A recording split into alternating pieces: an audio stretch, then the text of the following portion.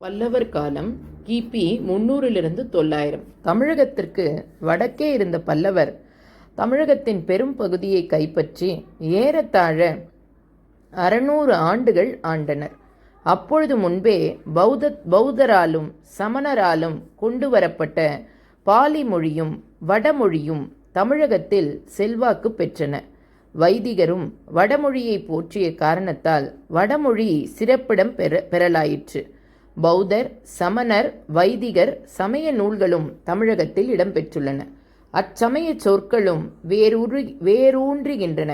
இம்மூன்று சமயத்தவரும் செய்த தமிழ் நூல்களில் இப்பிற மொழி சொற்களை காணலாம்.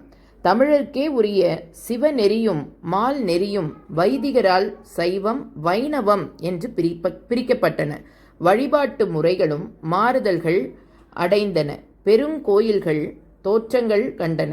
சுருங்கி கூறின் இப்புதிய சைவமும் வைணவமும் நாயன்மார்களையும் ஆழ்வார்களையும் தோற்றுவித்தன எனலாம். நாளடைவில் வடமொழி இலக்கணம் தமிழில் புகுந்தது.